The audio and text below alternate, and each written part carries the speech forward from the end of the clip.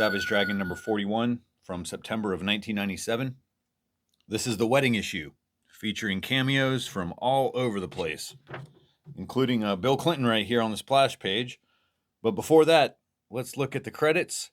Erik Larsen writes and draws, Chris Eliopoulos letters, and Josh Eckhorn has pictures of Princess Diana that he's willing to let go for a damn fair price considering what he went through to get them.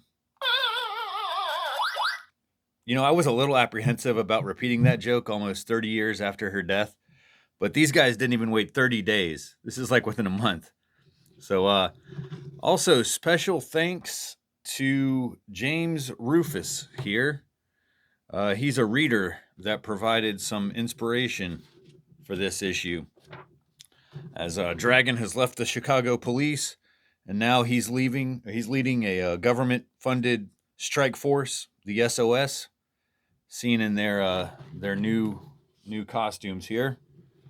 So they're at the White House meeting the president, who is talking to Super Patriot, and Super Patriot's just giving him an earful. He rattles off a list of third world countries fucked over by the U.S. under the guise of national interest, basically like a long Noam Chomsky rant.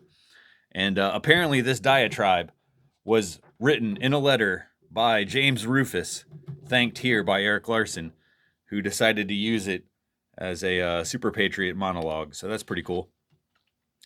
So the new team, SOS, is basically like a rebranded Youngblood. And they've got corporate sponsorships and celebrity endorsement deals available. But Dragon is against selling out. So he turns down all these offers. However, Barbaric, the big red dude, he's all about selling out. Because him and Ricochet are expecting a baby soon.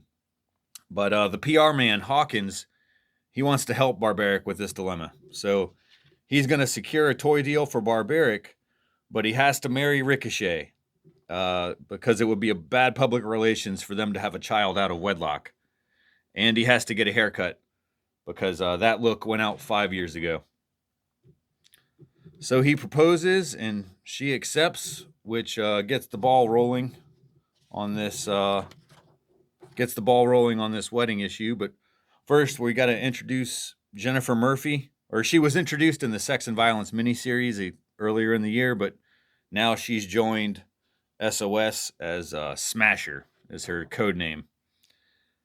And one interesting note here in this issue is the use of thought balloons, like you'll see them here. Normally, Erik Larsen only uses like regular dialogue, not showing inner monologue or captions like a lot of other books. He lets the action tell the story. But this is kind of a different story in this issue, very domestic and character-driven. And so it works here to have these thought balloons where you can see, especially like with Barbaric, where he's saying one thing and he's thinking another. You know, he wants to get paid, and he's willing to tell anyone anything to get it. But, his haircut's not bad. And it's the big day, and all of the guests are starting to arrive. And it's an indie comic crossover bonanza. We have the DNA Agents, Megaton, Femforce. We got Vampirella, Hellboy, Flaming Carrots up there, E-Man, Destroyer Duck, and Leonard the Duck are back here. Some unlisted credits like Elton John is up here, Batman and Robin, Captain America back there, Marge Simpson. And it's all going great until a bunch of bad dudes crash the wedding before it even starts. A quick pause in the action to get some real action in this pinup by Josef Zekaris. I love it. Looks like something you'd see in the 70s painted on black velvet. And we got an ad for Turtles 12. And we're back to the story with all these bizarre cameos. Like here is Prism and Ironhawk featured here in graphic fantasy, all next to the dragon all those years ago. You can kind of see these dudes here and here. So he's bringing back some deep cuts. And this fight goes on until Ricochet has had enough.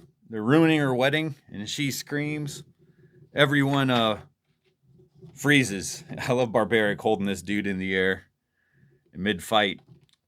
But her threats are enough to regain control of the decorum of the wedding and get back to the ceremony, ending with a beautiful double splash page here with all the characters.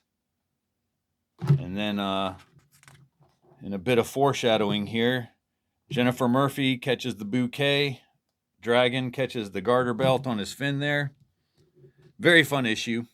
Onto the letters page. Larson thanks all the creators who let him borrow their characters. And he later admits here to have seen a UFO in his life. But most of these letters are just a reaction to issue 39. And I got to say, I'm impressed by the fans here. They've represented themselves well. Everyone here really disliked Dragon taking advantage of a drunk woman in that issue. And this kind of comes as a surprising reaction to me from these fans because, 90s attitudes towards sex and consent and women, they're not remembered fondly. But the fanatics come down hard against that sort of toxic behavior showed by the Dragon.